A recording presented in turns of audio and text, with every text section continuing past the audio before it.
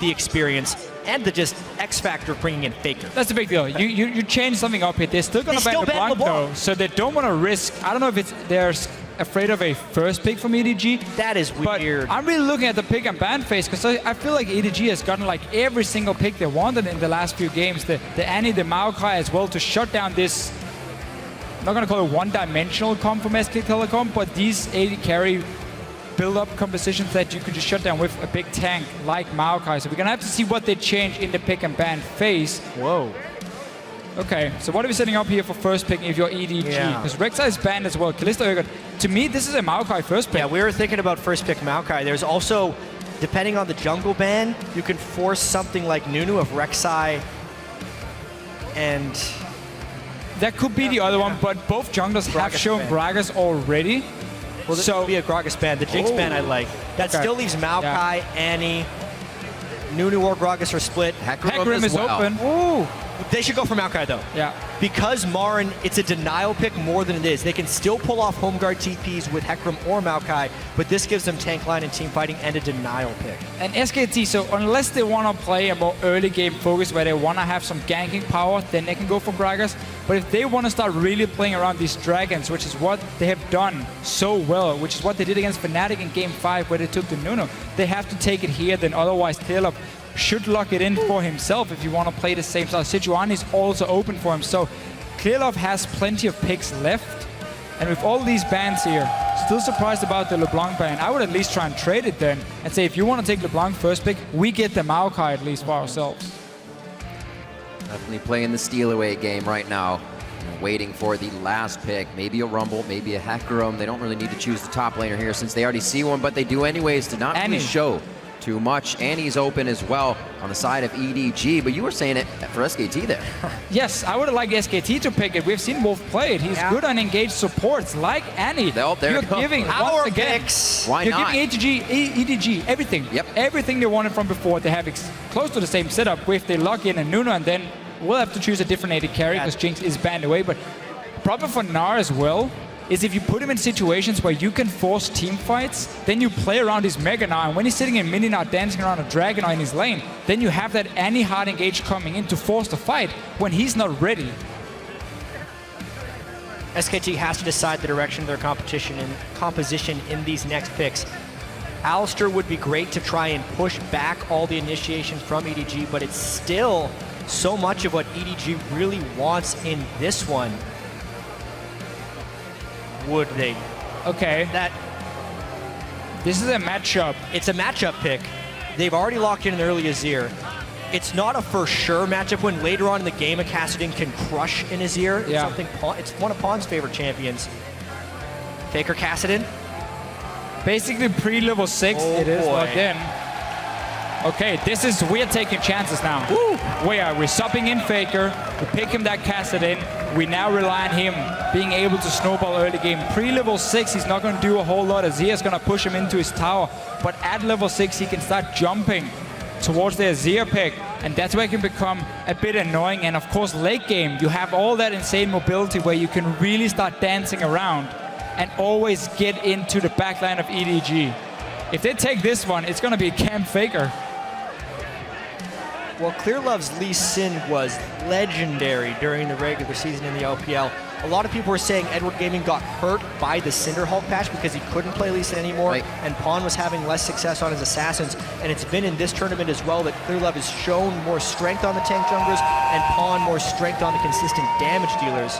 Nunu still would have a Blood Boil target that's not Corki and Azir if they go with this composition. And the reason they take Corki here, we've already Azir locked in and a tank top lane, so it is very magic focused, but they want to have it so they can punish Kassadin in the mid game when he sits in his lane. He doesn't have proper wave clear to defend himself against Azir and Corki grouping with that Trinity Force and just poke SKT out. Because if you look at that composition, at the moment there's 0 wave. SKT needs wave clear. They have to go Lucian or Sivir if they want to add something that can protect towers. Otherwise, if EDG starts grouping around that 15-16 minute mark, they can really poke down SK Telecom. This is not going to be the pick. Wave clear. Wow. This is such a risk. It's a huge risk here from SK Telecom. If EDG gets a little bit ahead early, if Clearlove can pull off some nice jungle invades, the wave clear just isn't there. the turret-taking potential of Azir, as well as flank teleports from Koro, could just snowball this game out of control. Yeah, now the thing for SKT, what they do have is this Kassadin late game. Corki is gonna fall off. It's very magic heavy for EDG, so it's easy for SK Telecom to itemize against it, except for the fact that Kassadin normally doesn't go for Athenes before like third item, so it comes very late. But late game, it's going to be all about Kassadin. Can he get to the backline and kill them? Otherwise, that's it. And the last thing I have to mention about SKT's comp is the disengage.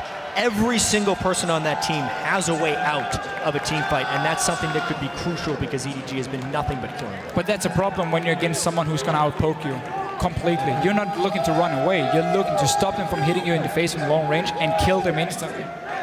Well, here we go, gentlemen. EDG has pushed the mid-season Invitational Finals to game point against SKT. We are about to get on the Rift. Everybody here in the Donald L. Tucker Civic Center is ready for this game to happen. A lot of people thought it would be 3 in favor of SKT with the strength they came into this tournament with. A lot of people wanted 5, and SKT now have that chance with picks locked in. Head over to Twitter and use the hashtag EDGWin or the hashtag SKTWin and get your votes out onto social media. We saw that vote getting a lot closer as EDG is on a tear right now. 2-game streak, looking for 3 in a row to take down SKT.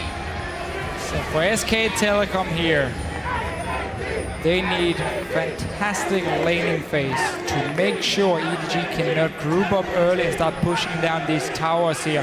Ezreal and Alistar is one of the most boring lanes in the game to play because all you do is sit back and you just farm. You have a heal on the Alistar, you have the long range poke from the Ezreal. You don't really look to do a whole lot before you hit level 6, and there you can start looking for all-ins. Slow play again in the early game. Definitely much more measured here as EDG comes in. Once they find the lanes they want, then again, they go kind of crazy. Well, it was such an interesting start in the last game because they went for these defensive openings with defensive line wards, and then around 1 minute 15 seconds, the AD carrying support recalled back to do a delayed lane swap. But the thing with EDG is they're so strong in the lanes as well. It's been such a tremendously entertaining series to this point, and this time SKT, as we've said, have taken that giant risk that needs a lane phase victory. We really have to put most attention into the jungle pathing of Bengi and Clearlove here, and where do they try and get their first gank off? Because if Bengi doesn't get something going early and Clearlove gets up to his sightstone quickly and starts controlling the map with wards, SKT is going to be in a lot of trouble.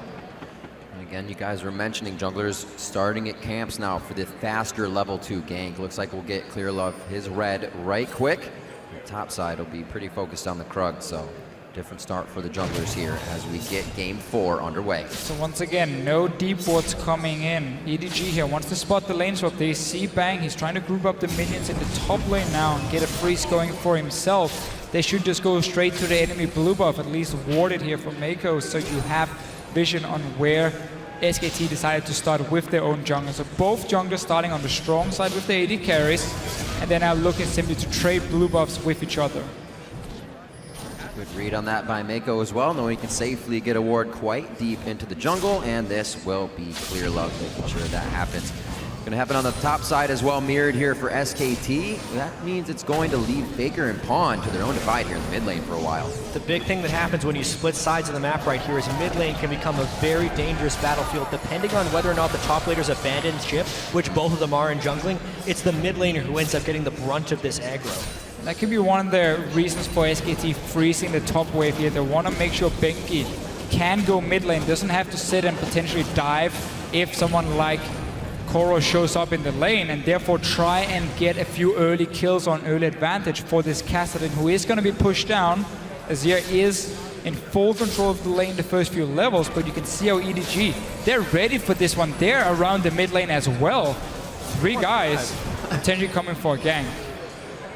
They want to start this one off right. Easily could have lost somebody there, but they figured they had the pressure, and they're going to still start being aggressive. They have to go bottom lane now because they didn't get a freeze due to them pulling for the Nunu. So by them moving down to Tribush, what they want to do now is make sure SKT can't make it to tower, at least while the minions are still alive. And basically do it because by them backing away, most of the minion wave is already gone. They probably feel happy enough saying, okay, TP came down late because he couldn't see where we were. If we can sneak a dragon now in time, it's not the easiest dragon. They are very low level, and there's not like SKT doesn't have the people here.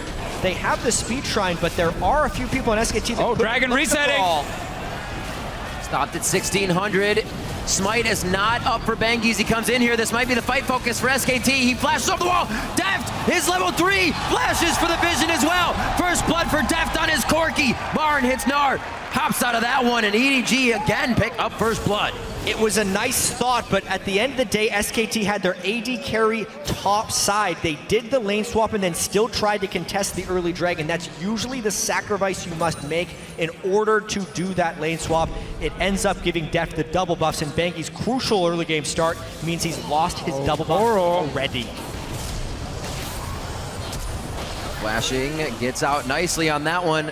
No rotation really going to be able to come from Pawn here. He was going to back. There he is. Got a flash. He figures it out. They only have a bit of mana onto him. There's the soldier attack. Does Pawn pick one up this quick? Wolf is there for the protection.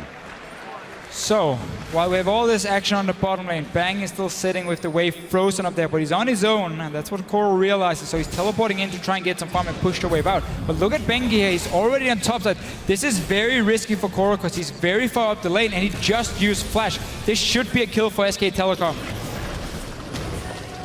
Yeah, Koro's not going to be able to do too much about this one.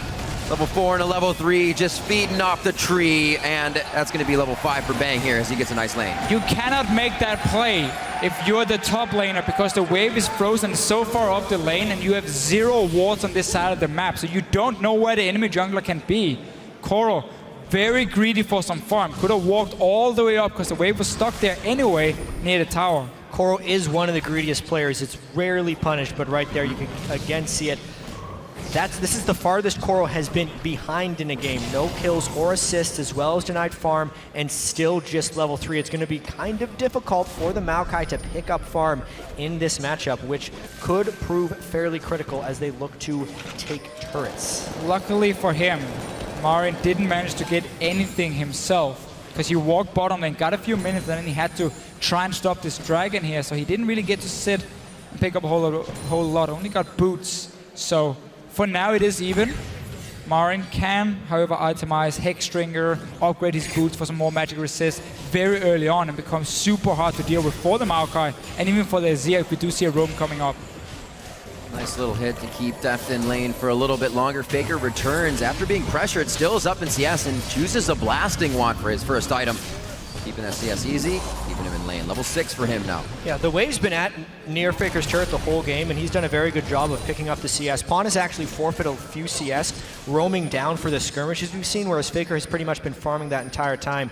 But now that he has got his Rift Walk, especially if he can get to Rod of Ages sooner, he'll be able to retaliate a little bit at Pawn. Koro desperately trying to get deep vision control, kind of caught when doing so. A lot of pings going down in the river for Bang and Wolf's rotation, but Faker is already here with Pawn. Nice Emperor's Divide. That's definitely the disengage. Faker can get a kill this early. That's going to be great. The true Mirage from Bang is spot on.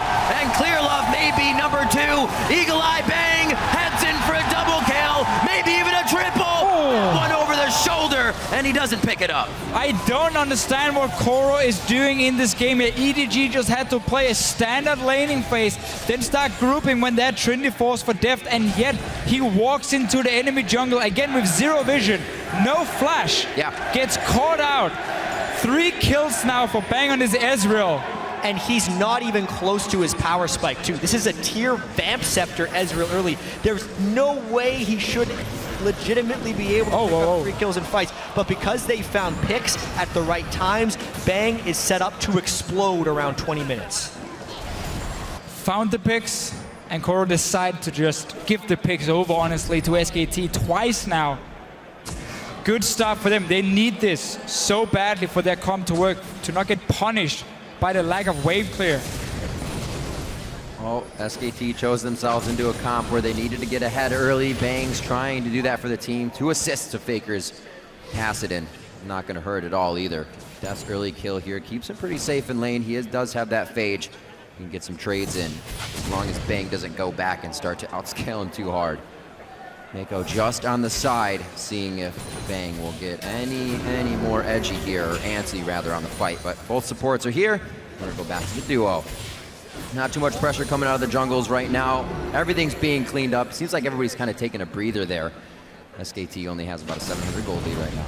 But it's so important that they have that 700 gold lead because it limits the amount that EDG can push and poke them as long as SKT has threat while they're outside their turrets, as well as Bang with that early tier and the 3 kills to soon turn into some combat stats. He's not getting mercilessly pushed in by the Corki Annie lane. Also because of all the roaming, Meiko is only level 3, which means he can't provide that much threat in a 2v2 now that they're actually in standard lanes. SKT have been able to also set up a few of their classic pink wards around. You saw one with Faker moving to this blue buff, meaning he can move around fairly safely. And if SKT, or so EDG, starts a fight down towards his bottom lane, they should expect the Kassadin to come down for him, unless of course the Azir is still sitting there pushing. But now both mid laners have roaming potential. Typically though, the Azir want to try and push the tower instead and just put as much damage on it as possible. Chip it away slowly, make it easy for the AD carry to come in later. Whoa, Deft realizes the mana pool of Bang. Goes in hard, oh, gets the flash for the summoner heal, but Deft also has to use his. This means Wolf's coming in. You already have Bengi just by Dragon. He body slams over the wall. The teleport by Koro is actually canceled for pressure, but he probably wishes he came down now because Bengi's on site. Wolf's gonna be able to get the pulverize on the Meiko. The headbutt back first to make sure they solidify the kill here, and I think they're gonna go ahead and give it over to Bengi with the little body slam. EDG, for some reason, feel like they have to make plays in the early game. Deft flashing in after Bang just popped his heal. The rocket didn't even hit him. SK Telecom quickly to respond here. Gets a kill, starts a dragon because Nunu was on the top side. They're getting everything they want in this early game. Well, that percentage of first dragon goes up now for SKT. They have turned it on in game 4 when it matters. Faker has not been doing too much other than holding down mid and making sure Pawn isn't getting too much of anywhere, which I guess is a lot considering Pawn was going off by this time before. Yeah, and there's 2,300 gold on Bang, so he's still powering up. Look at MaRin! MaRin sweeps Koro right under the rug as they try to do-si-do in the top lane. MaRin bouncing back in this one, but it's all because of the early game and the lane swapping. Koro behind, and he's not playing as such. He's still posturing like he's this monstrous Maokai, but he clearly is not in this one. And SKT is taking this early game by storm. I don't know if it's Faker being subbing in or anything, but this is a completely different game suddenly. Absolutely.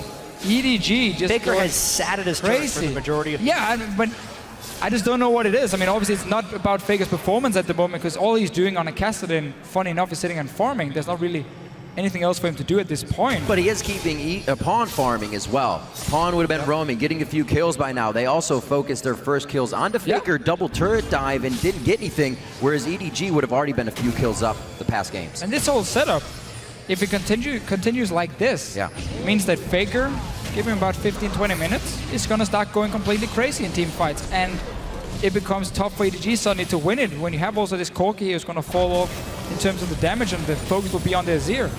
Pawn's also gone for a more aggressive Morellonomicon build instead of an Athene's build against Kassadin, so he's very prone to being assassinated once Faker will get more and more points. I think that's also kind of why EDG is pressing a little bit, because in a world where SKT has the slight lead in team fights, it's a hard thing to judge because Faker might be able to just delete Pawn in team fights, in which case the late game carry potential for EDG would not exist. But you're running a comp still that needs at least one item completed. Corki pre-Trinity Force is not that strong. It's too early. You get that Trinity Force, that's where you hit a massive spike, and that's what you use. Before that point, you technically don't have to do anything, and that's simply the weird thing with the way EDG is playing Koro, randomly walking in. This guy has been so good in the last few games. Now he's already died 3 times. Seems like SKT has definitely made their own adjustments necessary throughout this series to make sure that didn't happen again. EDG, we've been saying this, they've been getting comfort picks. Still have them in this game on Meiko's Annie, Clearlove's Nunu, and Koro's Maokai, but just a different aura here coming out of SKT, whether it be Faker or just the 4th game pressure of game point here from EDG. Really making them change. Aura of Faker. Teammates have 20% more skill and enemies make mistakes. It's global. Definitely a global aura there. 1,000 gold lead here for SKT. It's been growing slowly, but they are able to make inches into miles very fast if they get the room. Looks like towards the bottom lane here for EDG. No pressure from SKT as they know it would be too dangerous. So, once again, we have seen this time and time again for Clearlove. When they have a chance to take a tower, he's gonna walk down the lane, just pops a Blood Boil on his AD carry, and they take down the tower for them. So very, very simple play. Trinity Force should be completed for Deft when he goes back, and now you can start moving him around. Dragon is not alive for a few more minutes, so you can send Deft to the top lane, push that one in on the Gnar, take down the top outer turret, and then focus on mid after, where the Kassadin is still sitting and not really able to defend himself. SKT needs to read that it's gonna happen soon and swap Faker out of this lane once the Corki comes in there, and you have to put someone else to try and defend. It will have to be Bang, even though he doesn't provide that much wave for himself. Yeah, and it's that big wave clear discrepancy in this composition that allows EDG to try and get in some fast pushing. Once Deft goes back for that Trinity Force, they'll have pretty good power in their lanes when they group up, and they need to try and out-rotate. Even if they end up trading a few turrets, EDG should be able to come out ahead on these trades because of their ability to clear waves. Pawn already with the mid lane pushed up. The question is, Deft needs to run either top lane or mid lane and keep this up. Instead, he's going bottom lane to match. Rod of Ages now stacking up for Faker. He's got 2 on that. Manamune, 340 of 750 right now for Bang as he finishes that to get it built up a little bit quicker. The spike for SKT still a bit away here.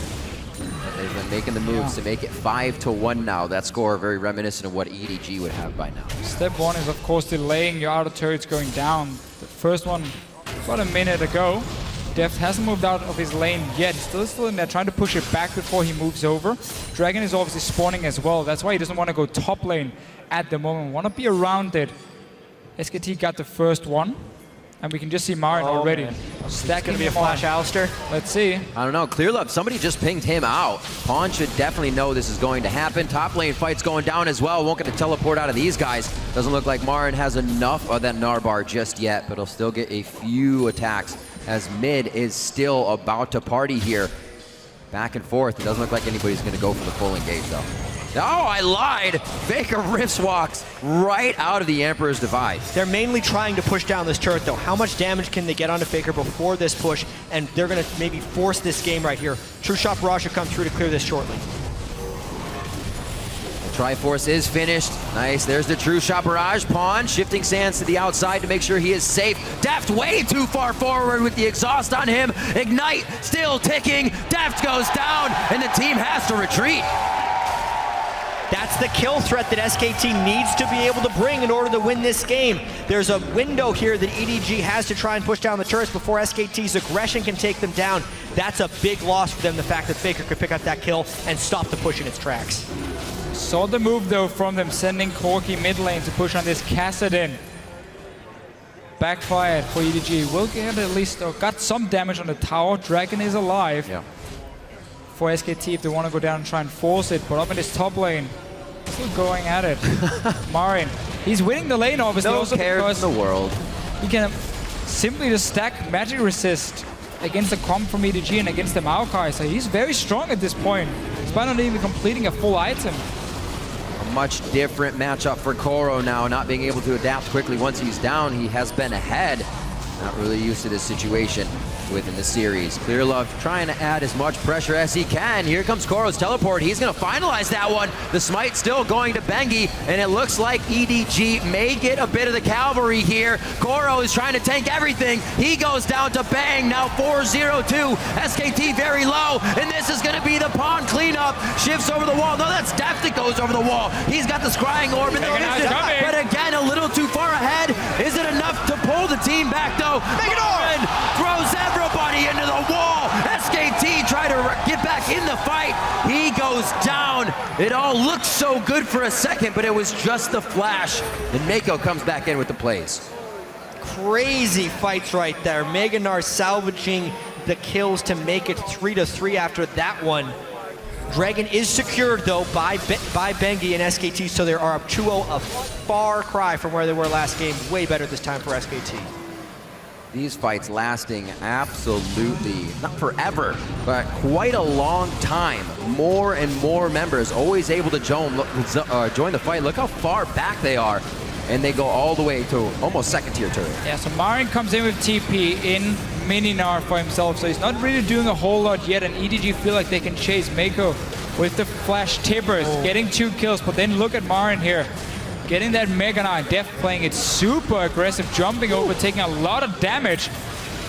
And as soon as MaRin gets the Mega Gnar, close to the wall for EDG, that's a turnaround and end up trading. Deft, again this game, goes a little bit too hard and greedy there. He's done it in the bottom lane with his flash burning both summoners. He did it there, allowing a bit more time for MaRin to charge up his Mega Gnar. EDG stays on the offensive. They want to get these turrets down. And that's the thing, EDG doesn't really need to team fight. They have to group up as a team instead, or at least with the Azir and Corki, and start putting pressure on towers. They don't need straight big team fights, because that's where SKT still has a chance with a Kassadin. I mean, a Kassadin won games where you fight all the time, because that's what he's good at.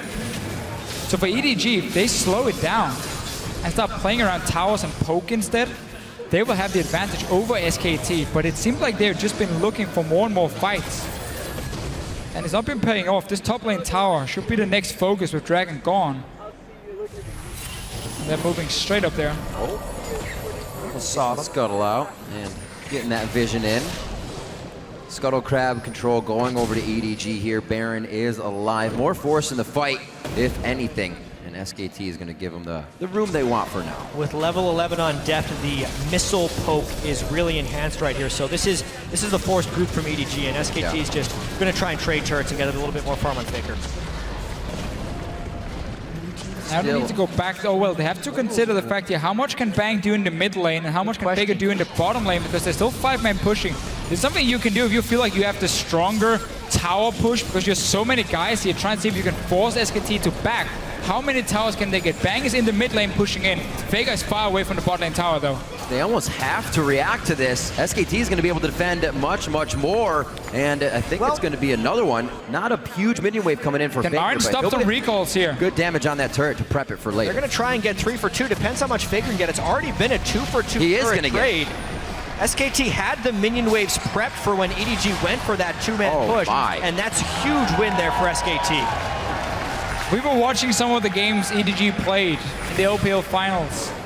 Whenever they stopped running these comps that had to just dive straight onto the enemy backline in these big team fights, they seem to struggle quite a bit. They're doing the same now here with so much poke. Koro taking a lot of damage down here. Just straight up greed farming right there from Koro. They had just lost both their inner turrets. They had spent the last minute and a half on the top side of the map, so therefore there was no ward coverage and no confirmation that SKT had left. He was just trying to pick up the farm. If he waits 10 seconds, it comes to his turret anyway, and he gets it for free. But he goes out with his impatience and picks up his 5th death of the game. SKT now with all the time in the world to set up wards. They have 2 lanes pushed all the way to the base of EDG. Definitely a different game here.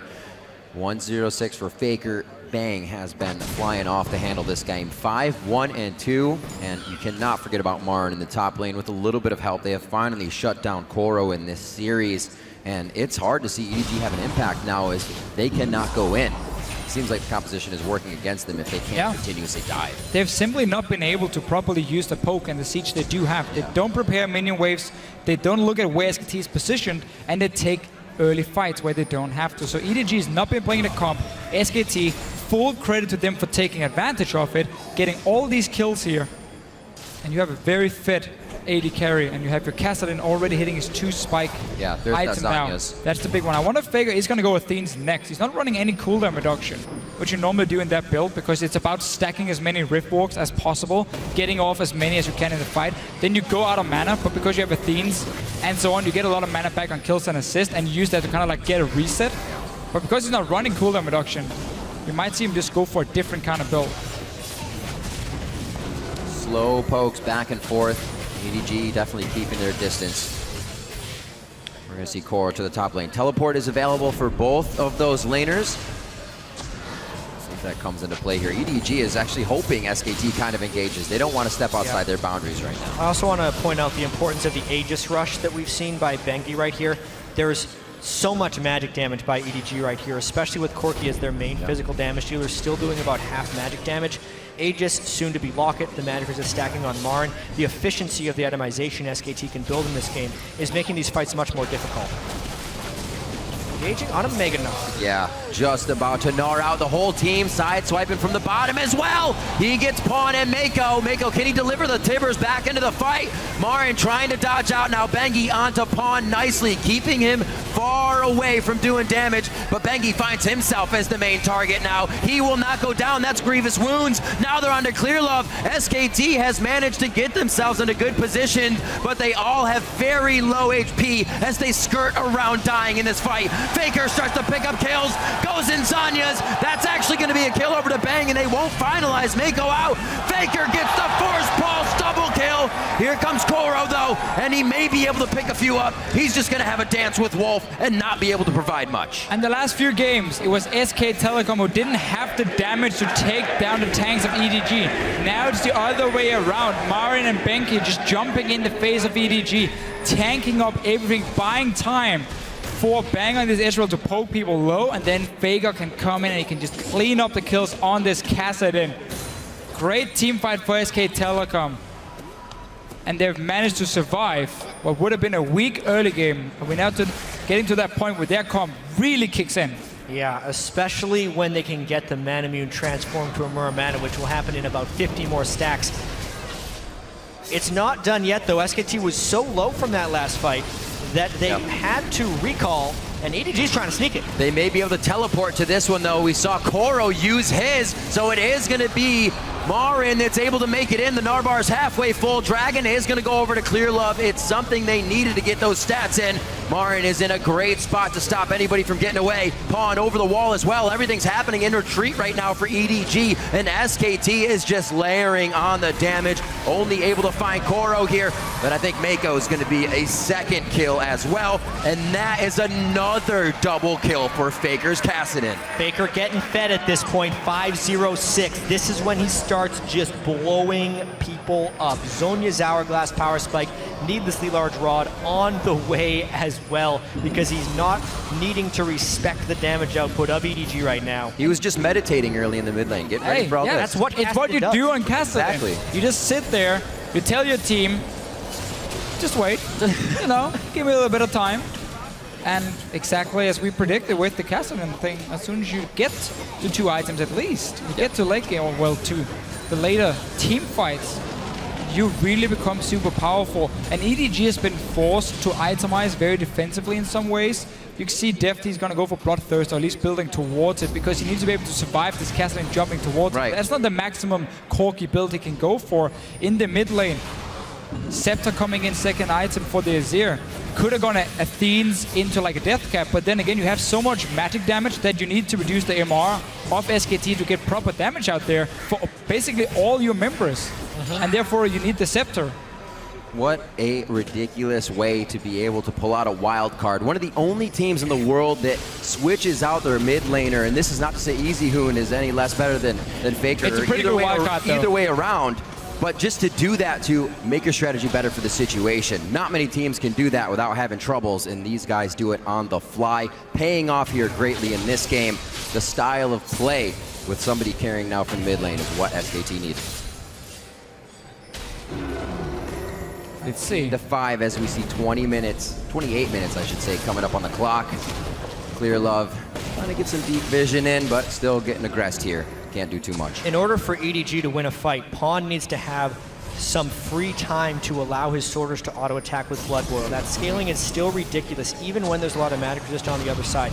So if Meiko can land a nice Tibbers on Bang or Faker, there's a QSS on Bang, so he can get out. It basically has to be Faker at this point and get a good chunk of damage out. That's the way EDG maybe wins a team fight.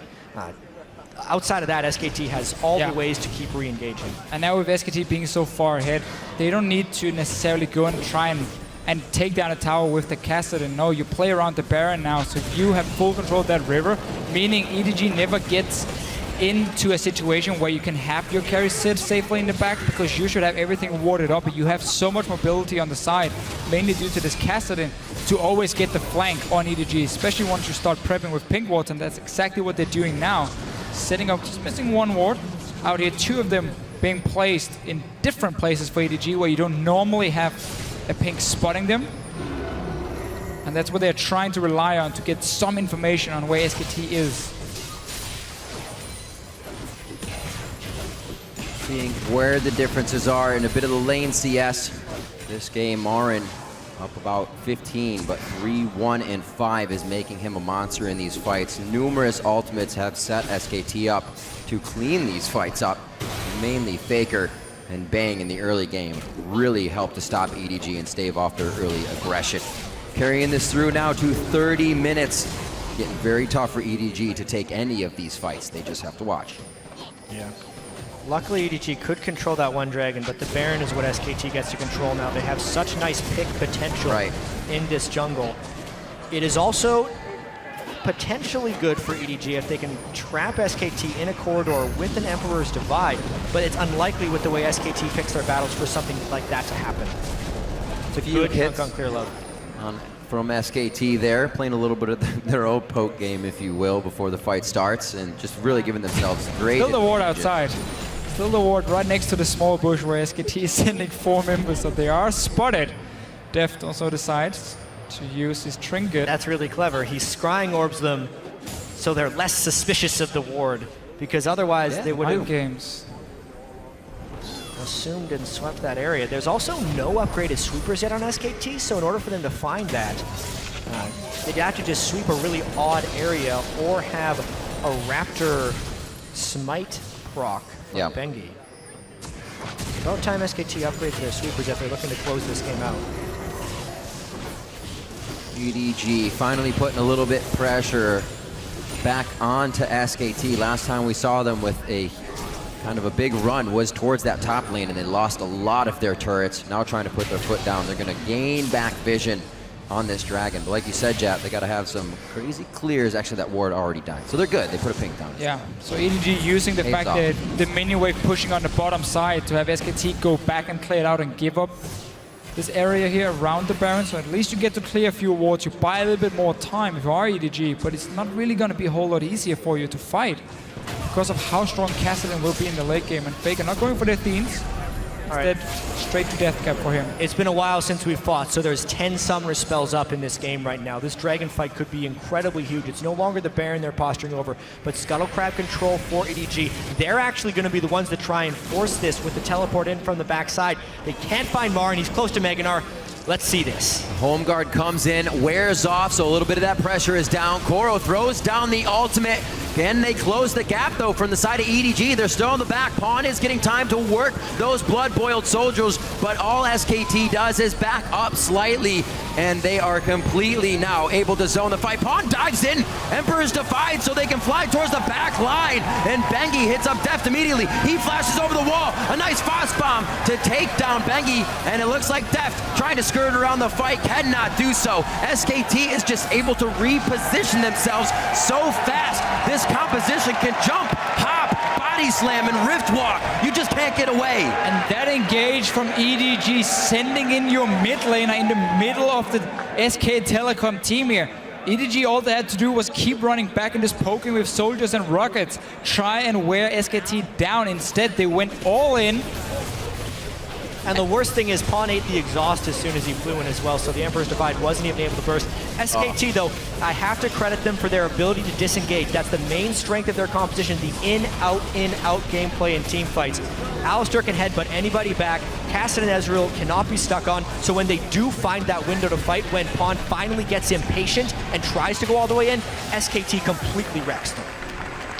32-minute Baron going over to SKT here, 20-6. Like I said, this score is just looking like something EDG would put up as SKT starts to turn it on. Yeah, because Koro actually ends up taking more poke than the rest of SKT does right now. in order for Ezreal to poke and Faker having the flank over the side, as far as the poke battle goes, SKT was winning this. So Pawn decides he's going to try and make a play, but it's just not on the same page as the rest of his team. He can't even flash over his Emperor's Divide afterwards. Yeah. So he's really trapped in the middle of the fight. And at this point, it's a one fight for SKT. They had such a good setup, EDG, with the soldiers blocking the river, making sure that SKT couldn't really move further. It's only been the tanks that was being poked down. It was 2 versus 1, basically. Only the Ezreal really poking from SK Telecom at this stage of the game. And we just have to say, these team fights, every single one has been in favor of SK Telecom. Faker, 6 kills on the Kassadin, 8 kills for Bang on the Ezreal. It's the right people getting all the kills for SK Telecom. Yep, and those fights are going to be even harder now. Jatt, you said 10 summoners were up, and most of those summoners are down now for EDG, with still SKT the ability to hop and jump, like you said, kite the fight or fight it if they want to. 35 minutes on the clock. SKT now starts to bear down on the last second-tier turret in the top lane. Looks like we're going to have MaRin pushing the bottom as well, with Faker coming from the mid.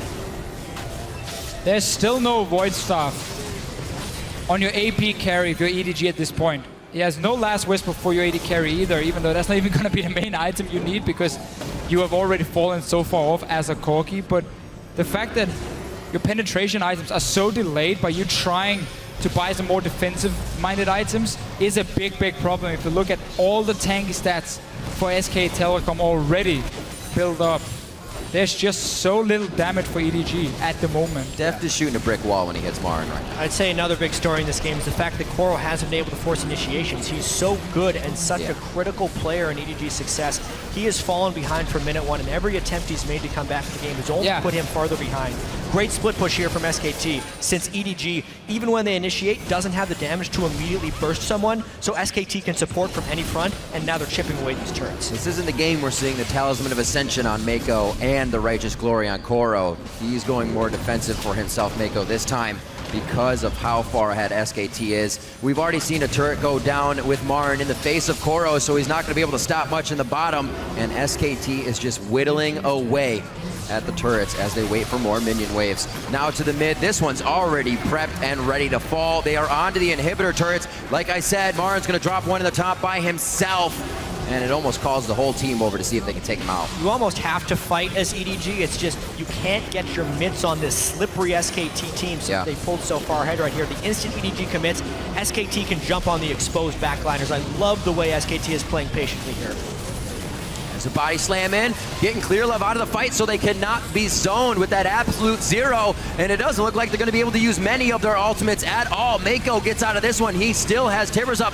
Using that stun accordingly is going to be big, but all he gets is a Polaroid of himself going down when he flashes that one. 22-6 is the score for SKT as they start to close the door on Game 4. We are going to go to a full 5 here in the finals of the mid-season Invitational. SKT dropping the last Nexus turret, minimum when minion waves on the way in. It's not going to matter. They're going to pull it off. We're going to Game 5. And that was such a weird early game for EDG. Walking randomly into the jungle of SK Telecom, being caught out, picking fights, flashing forward, instead of taking the same sort of engages they did in Game 2 and Game 3, where they seem to be in control, knowing when to use certain power spikes here. They gave so many kills over to SK Telecom, and they just took everything and used it to completely take over the game. Yeah, they had many of the same picks from the previous matchup as well. But on SKT's side, they changed a lot, which I think changed the complexion of the moves that EDG was trying to pull off. We know that they're a team that overreaches at times, and they were definitely overreaching. Remember, they started that last Game 3 up 6 kills to 0, and they were probably trying to re-emphasize something like that because it didn't work, and SKT made the adjustment. With Faker, we're going to Game 5. We are going to Game 5, and we are going farther than that. For more on that series tying win, let's throw it over to the analyst desk.